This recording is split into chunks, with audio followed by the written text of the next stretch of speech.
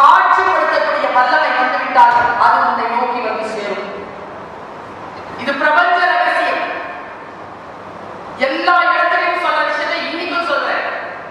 Crowd புதுசு தானே, காணொலியில் பார்த்தவர்களுக்கு வேண்டுமானாலும் அது பழைய விஷயமா இருக்கும். இந்த கிரௌட் எனக்கு புதுசு. 17, 18 வயசு, 19 வயசு, 20 வயசுல இருக்கிறியா? இந்த வார்த்தை மட்டும் ரொம்ப ஆழ் மனசுல வச்சுக்கோ. You are so powerful. நீ மிக மிக சக்தி வாய்ந்தவன், சக்தி வாய்ந்தவள். இந்த சக்தி நிலை சாதாரணமானது இல்லை. நீ எதை தேடுகிறாயோ அது உன்னை தேடும். உன் ஆழ்மனம் எதை தேடுகிறதோ அதுவும் உன்னை தேடும். இந்த வயதுல ஃபர்ஸ்ட் இயர்ல இத சொல்லிட்டு சென்னையில ஒரு காலேஜ்ல ஒருத்தர் எழுந்துச்சு கேட்கிறான், நிஜமாமா நான் எதை தேடுகிறேன்? நான் சொல்ல நீ காதலை தேடுகிறாயா? தேடுவது உன்னை. நீ காமத்தை தேடுகிறாயா? அது தேடி வரும். நீ போதையை தேடுகிறாயா? வரும். வெற்றியை தேடுகிறாயா? வரும். செல்வத்தை தேடுகிறாயா? வரும். எதை தேடுகிறாயா? வரும். ஆனால் அப்படி தேடணும். எதை தேட வேண்டுமோ அதை முடிவு செய். எனக்கு தெரியல. கலெக்டர் மேடம் தான் இளமையில் இருக்கின்ற பொழுதே தேடிவிட்டார், காட்சியாக வைத்து விட்டார். இங்கதான் என் சேர், இதுதான் என் கேபின். இப்படித்தான் ஃபர்ஸ்ட் இயர் படிச்சுட்டு இருந்திருக்கலாம், செகண்ட் இயர் படிச்சுட்டு இருந்திருக்கலாம். நான் என்ன சொல்லவா? என்னை பற்றி ஒரு அறிமுகம் சொன்னார்கள்ல, அது இல்லை. நான் இப்போ நான் காலேஜ்ல ப்ரொஃபஸரா இல்லை, எஸ்ஐடி காலேஜ்ல தமிழ் துறை தலைவராக நான் பொறுப்பெடுத்தேன்.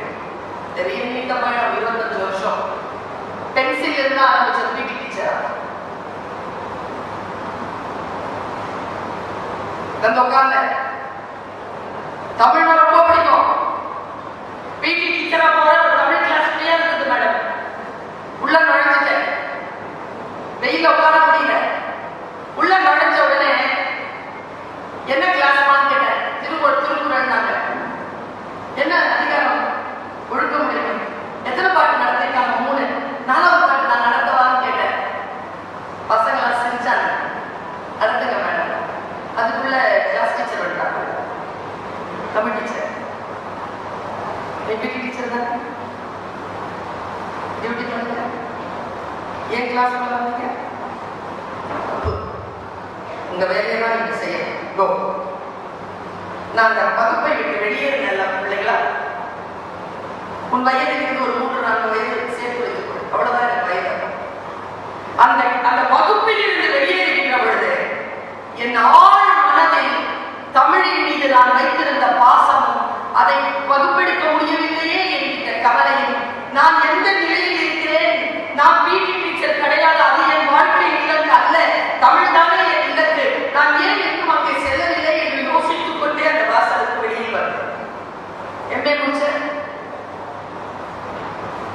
பிஹெச்டி அப்ளை பண்றதுக்கு முன்னாடி யூஜிசி கிளியர் பண்ணேன்.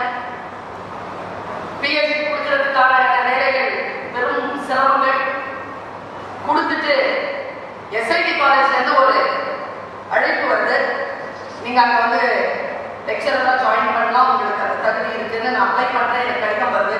நான் போய் அங்க உட்கார குழந்தைங்க என் பக்கத்து சீட்டை பார்த்தா என்ன வெளியில போகணும்னு சொன்னாங்கல்ல, அந்த டீச்சர் பக்கத்தை பார்த்துட்டேன். இன்டர்வியூல 2 பேரும் செலக்ட் ஆயிட்டோம்.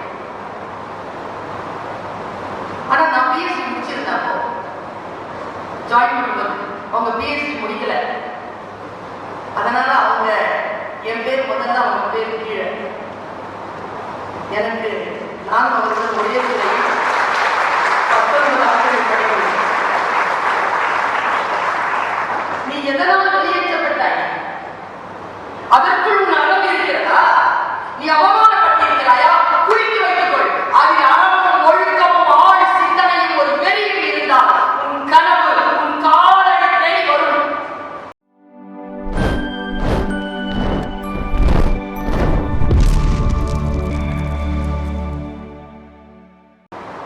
இரண்டாவது விஷயம் ஒன்னொன்றாக சொல்லிவிட்டு போகிறேன். இரண்டாவது விஷயம் பெண்களுக்கும் ஆண்களுக்குமாக சேர்த்து சொல்லுகிறேன். இந்த வயதில் குழந்தைகள் சிக்கனத்தையும் சேமிப்பையும் உன் ஆசைகளை கடந்து நீ இந்த ஒழுக்கத்திற்குள் வந்தால் நான் அறம் பேசுகின்றவர் சொல்லுகிறேன், வாழ்க்கை முழுவதும் நீ வசதியாக இருப்பாய். வாழ்க்கை முழுவதும் நீ வசதியாக இருப்பாய். ஆனால் இந்த வயதில் அந்த சிக்கனத்தையும் சேமிப்பையும் நீ முன்னெடுக்க வேண்டும். அப்பொழுதுதான் உனக்கு வாழ்க்கை முழுக்க வசதி வந்து சேரும். அடிப்படையான விஷயங்களில் சிலரை நாம் கவனத்தில் கொள்வதே இல்லை. உனக்கு நான் 4 பாடங்களை இன்றைக்கு எடுக்கிறேன். 4 கருத்துக்கள். எப்பவுமே மாதவர் தமிழ்கலனுக்கு வரும் பொழுது அல்லது புத்தக திருவிழாக்களில் சான்றோர்களுடைய சொல்லை கேட்பதற்காக செல்கின்ற பொழுது கையிலே ஒரு நோட்டையும் ஒரு பேனாவையும் வச்சுக்கோ. இந்த கேட்ஜெட்டை பயன்படுத்த தப்பில்லை. ஆனா இதுல என்ன ஒரு பிரச்சனைனா, எப்போ டேட்டா கொலாப்ஸ் ஆகும் தெரியாது. எப்பவுமே மேனுவலா சில விஷயங்களை டைரி வச்சு மேனுவலா, அதாவது உன்னுடைய கையெழுத்து பிரதியாக அதை நீ பதிவு செய்து வைக்கக்கூடிய பழக்கத்தை இன்றிலிருந்து கொள். ஒரு சிறிய குறிப்பு, உன் வாழ்க்கையை புரட்டி போடுகின்ற ஏதேனும் ஒரு சொல் உனக்கு பயன்பாட்டுடையதாக இருக்கலாம், அதை குறித்து வைத்துக் கொள். நான் இன்றைக்கு உனக்கு 4 மணிமணியான விஷயங்களை சொல்ல போகிறேன். 1, முக்கியமான இளைஞர்கள். 1, எது உன்னுடையது இல்லையோ அதை தொடாதே, அதை எடுக்காத. எது உன்னுடையது இல்லையோ அதை தொடாத, அதை எடுக்காத. ஒருத்தன் குனிஞ்சு சிரிக்கிறான். ஏன் தெரியுமா? குனிஞ்சு சிரிக்கிறான்? ஆழ்க்க முழுக்க செஞ்சிட்டு இருக்கிறேன். இதை சொல்ற இன்றிலிருந்து இந்த பழக்கத்தை கொள். நான் சொல்லுகிறேன், நான் உன் வயதில் இதோ அருணா ஐஏஎஸ் அவர்கள் மேன்மை பொருந்திய மாவட்ட ஆட்சியர் சர்வாதிகாரம் கொண்டவர். உங்கள் வயது பல விஷயங்களுக்கு நோ சொல்லி இருக்கிறார். அதனால்தான் இன்றைக்கு உலகம் அவர் எதை பேசினாலும் பேசினார்.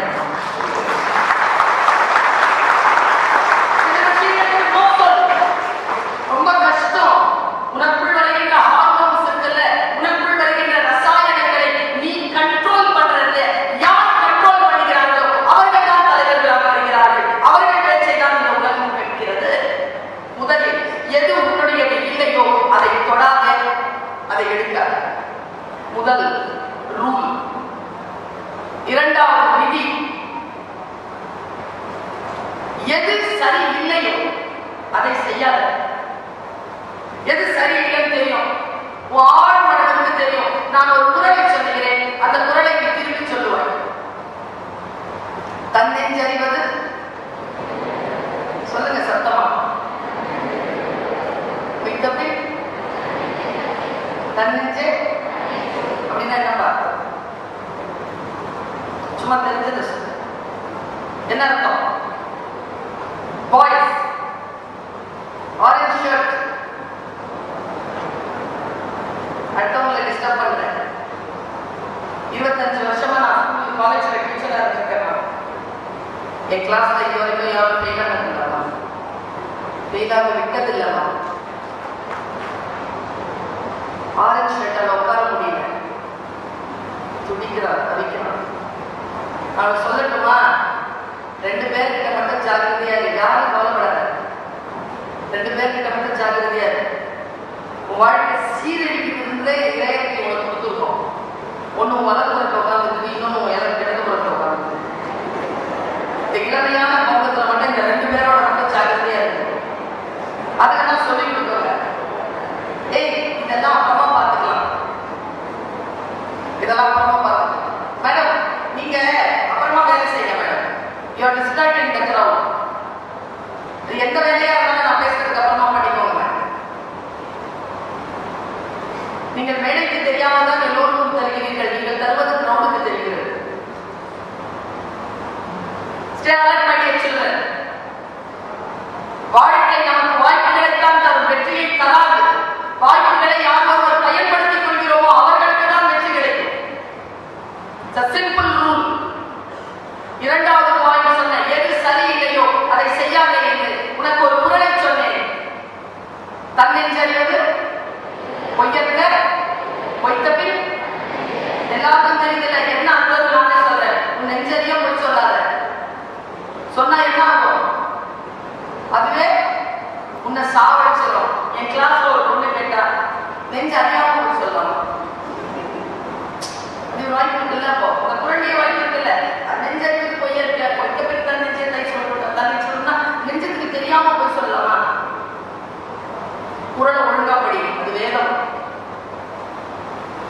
தெய்வ வள்ளுவன் வான்மறை தந்தது. வான்மறை பொய் சொல்லாது. காலத்திற்கு காலம் தெரிகின்ற அத்தனை பொருளும் அதில் கிடைக்கும். அதற்கு பேருதான் குறள், திருக்குறள். தன்னெஞ்சு அறிவது கிறிஸ்டல் கிளியர். படிகத்துல இருக்கிற மாதிரி, படிகத்துல இருக்கிற மாதிரி ரொம்ப தூய்மையா தெரியுது. தன்னெஞ்சு அறிவது. நீ எதை செய்தாலும் நெஞ்சுக்கு தெரியும். நெஞ்சுக்கு தெரியாம செய்யவே முடியும். தன்னெஞ்ச அறிவது. அதனால் பொய்யற்க எத்தபின் அந்நெஞ்சே தன்னெஞ்சு. எது சரியில்லை என்று உனக்கு தெரிகிறதோ அதை இன்று இந்த வினாடிக்கு செய்யாத. இரண்டாவது விதி. மூன்றாவது விதி, எது பொய்யோ, எதில் உண்மை இல்லையோ அதை சொல்லாத. எது பொய்னு தெரியும் சொல்லாத. எதில் உண்மை இல்லையோ சொல்லாத. நான்காவது மிக முக்கியமானது, உனக்கு எது தெரியாதோ அதில் கருத்து சொல்லாதே, நீ மௌனமாக இரு. உனக்கு எது தெரியாதோ, தெரியாததா, தெரியாததை தெரியும் என்று சொல்லுவதை போல ஆபத்தான விஷயம் வேறு இல்லை. உனக்கு எது தெரியவில்லையோ, உனக்கு அது தெரியல, உனக்கு தெரிஞ்சிருக்கணும். உதாரணத்துக்கு நான் சொல்றேன். இப்ப எனக்கு புடவை கட்ட தெரியாது,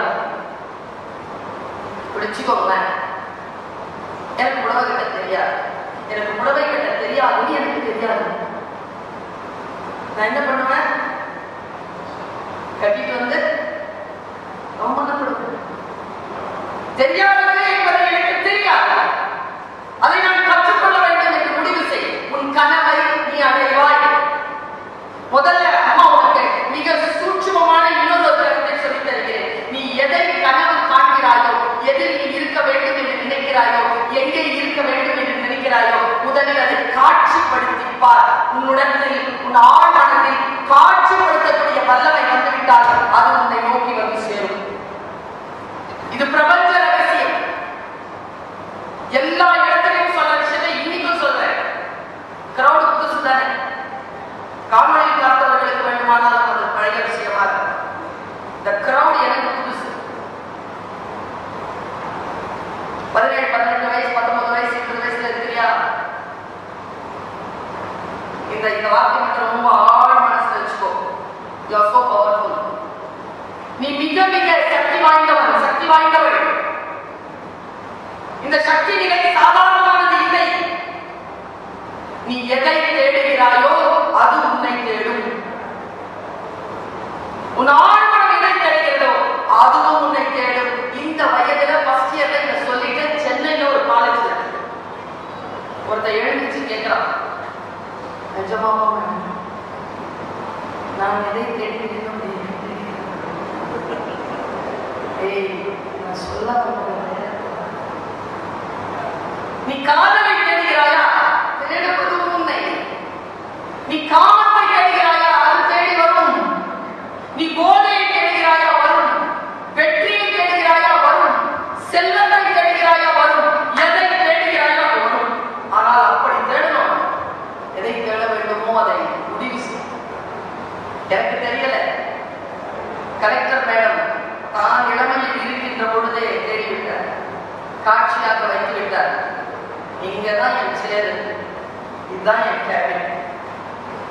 இப்படித்தான் ஃபர்ஸ்ட் இயர் படிச்சுட்டு இருந்திருக்கலாம், செகண்ட் இயர் படிச்சுட்டு இருந்திருக்கலாம். நான் என்ன சொல்லவா? என்னை பற்றி ஒரு அறிமுகம் சொன்னார்கள்ல, அது இல்லை. நான் இப்போ நான் காலேஜ்ல ப்ரொஃபஸரா இல்லை,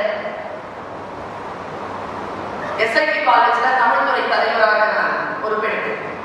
தெரியும், நீண்ட பயணம், 25 வருஷம். பென்சில் இருந்து ஆரம்பிச்ச பிடி டீச்சரா உட்கார்ந்த. தமிழ் ரொம்ப பிடிக்கும். பிடி டீச்சரா போற தமிழ் கிளாஸ் ஃப்ரீயா இருந்தது மேடம். உள்ள நுழைஞ்சிட்டேன். வெயில உட்கார முடியல.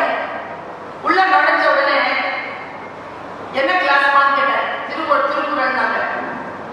என்ன அதிகாரம்? ஒழுக்க முடியும். எத்தனை பாட்டு நடத்திருக்காங்க? 3. 4வது பாட்டு நான் நடத்தவான்னு கேட்டேன். பசங்க சிரிச்சாங்க. நடத்துங்க மேடம்.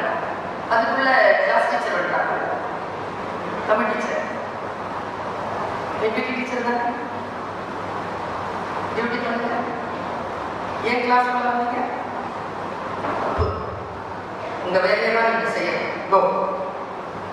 நான் அந்த வகுப்பை விட்டு வெளியேறின பிள்ளைகளா, உன் வயதிலிருந்து ஒரு 3-4 வயது சேர்த்து வைத்துக்கொள். அவ்வளவுதான் எனக்கு வயது.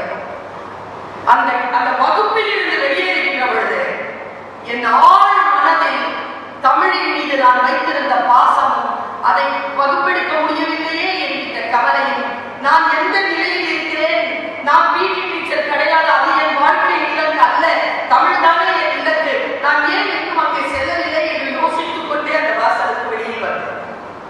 எம்ஏ முடிச்சேன், பிஹெச்டி அப்ளை பண்றதுக்கு முன்னாடி யூஜிசி கிளியர் பண்ணேன். பிஹெச்டி கொடுக்கறதுக்கான வேலைகள் பெரும் சிரமங்கள் கொடுத்துட்டு எஸ்ஐடி காலேஜ்ல இருந்து ஒரு அழைப்பு வருது, நீங்க அங்க வந்து லெக்சரரா ஜாயின் பண்ணலாம், உங்களுக்கு அந்த தகுதி இருக்குன்னு நான் அப்ளை பண்றேன், எனக்கு கடிதம் வருது. நான் போய் அங்க உட்கார குழந்தைங்க என் பக்கத்து சீட்டை பார்த்தா என்ன வெளியில போகணும்னு சொன்னாங்க. அந்த டீச்சர் பக்கத்தை பாருங்க, இன்டர்வியூல 2 பேரும் செலக்ட் ஆயிட்டான். ஆனா நான் பிஎஸ்சி முடிச்சிருந்தப்போ ஜாயின் பண்ணும்போது அவங்க பிஎஸ்சி முடிக்கல, அதனால அவங்க என் பேர் முதல்ல அவங்க பேர் கீழே.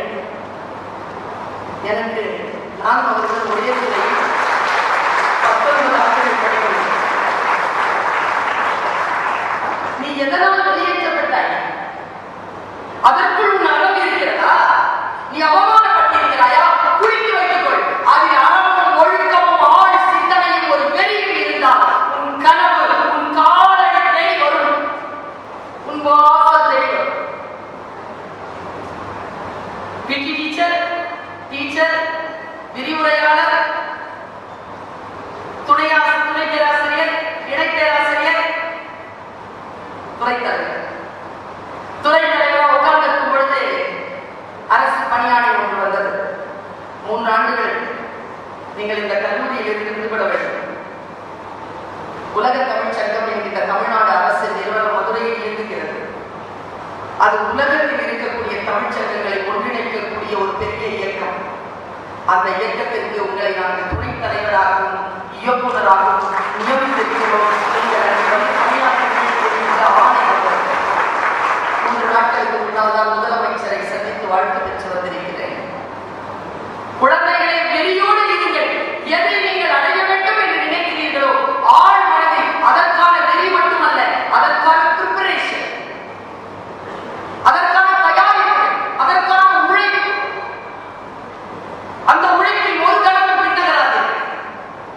ராதாகிருஷ்ணன் சார், குணசேகரன் சார் என்கிட்ட வந்ததிலிருந்து 5-6 வாட்டி கேட்கிறார், எப்படி மேடம் இவ்வளவு எனர்ஜி, எப்படி மேடம் இவ்வளவு பயணங்கள்? ஏன் தெரியுமா? நான் என்னை விட என் தமிழை நேசிக்கிறேன். அந்த தமிழால் உங்கள் வரைக்கும் வந்து சேர வேண்டும் என்று நான் ஆசைப்படுகிறேன்.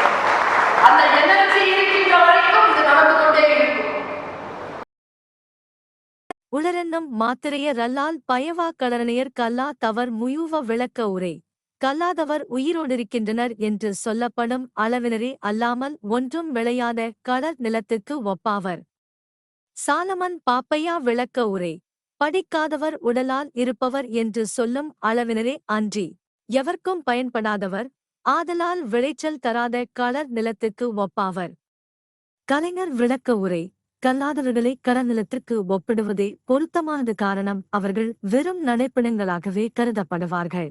உளரென்னும் மாத்திரைய ரல்லால் பயவா கடனையர் கல்லா தவர் முயுவ விளக்க உரை கல்லாதவர் உயிரோடிருக்கின்றனர் என்று சொல்லப்படும் அளவினரே அல்லாமல் ஒன்றும் விளையாத கடல் நிலத்துக்கு ஒப்பாவர்.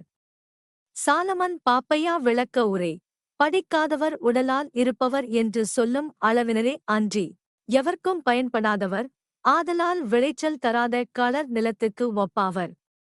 கலைஞர் விளக்க உரை கல்லாதவர்களை கடநிலத்திற்கு ஒப்பிடுவதே பொருத்தமானது. காரணம், அவர்கள் வெறும் நடைப்பிணங்களாகவே கருதப்படுவார்கள்.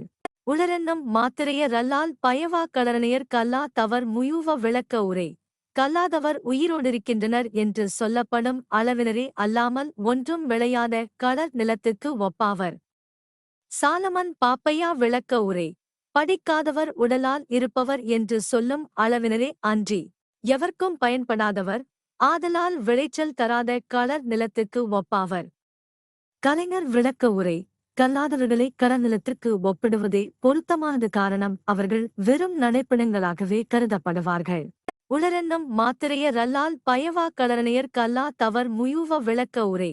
கல்லாதவர் உயிரோடிருக்கின்றனர் என்று சொல்லப்படும் அளவினரே அல்லாமல் ஒன்றும் விளையாத களர் நிலத்துக்கு ஒப்பாவர். சாலமன் பாப்பையா விளக்க உரை. படிக்காதவர் உடலால் இருப்பவர் என்று சொல்லும் அளவினரே அன்றி எவர்க்கும் பயன்படாதவர், ஆதலால் விளைச்சல் தராத களர் நிலத்துக்கு ஒப்பாவர். கலைஞர் விளக்க உரை. கல்லாதவர்களை களநிலத்திற்கு ஒப்பிடுவதே பொருத்தமானது. காரணம், அவர்கள் வெறும் நடைப்பிணங்களாகவே கருதப்படுவார்கள். உளரென்னும் மாத்திரையர் அல்லால் பயவா களரணையர் கல்லா தவர் முயூவ விளக்க உரை. கல்லாதவர் உயிரோடிருக்கின்றனர் என்று சொல்லப்படும் அளவினரே அல்லாமல் ஒன்றும் விளையாத களர் நிலத்துக்கு ஒப்பாவர். சாலமன் பாப்பையா விளக்க உரை.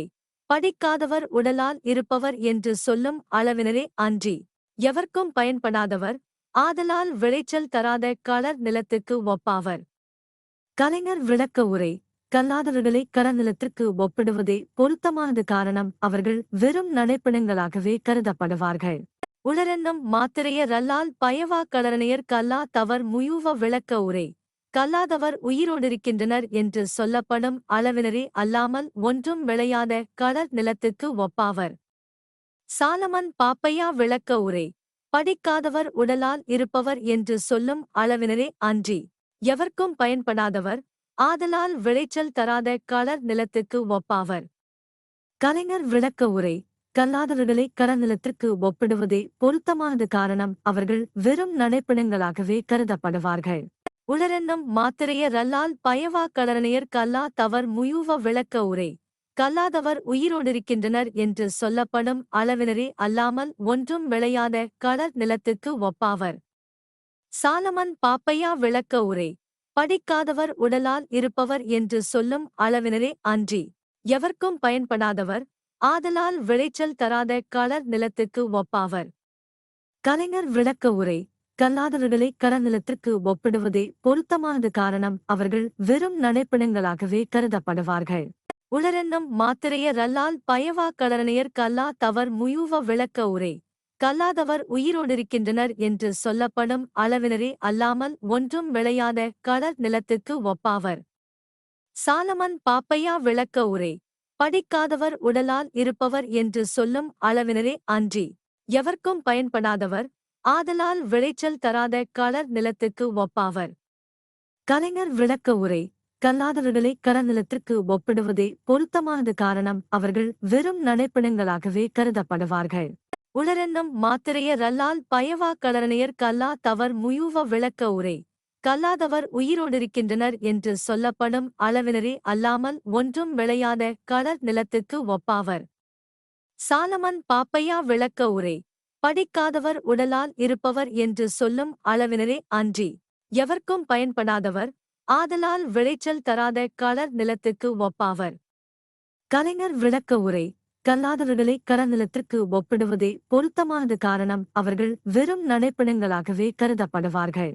உளரென்னும் மாத்திரையர் அல்லால் பயவா களரணையர் கல்லா தவர் முயூவ விளக்க உரை.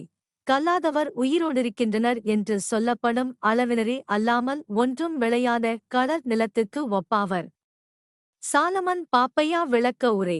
படிக்காதவர் உடலால் இருப்பவர் என்று சொல்லும் அளவினரே அன்றி எவர்க்கும் பயன்படாதவர், ஆதலால் விளைச்சல் தராத களர் நிலத்துக்கு ஒப்பாவர். கலைஞர் விளக்க உரை. கல்லாதவர்களை களநிலத்திற்கு ஒப்பிடுவதே பொருத்தமானது. காரணம், அவர்கள் வெறும் நடைப்பிணங்களாகவே கருதப்படுவார்கள்.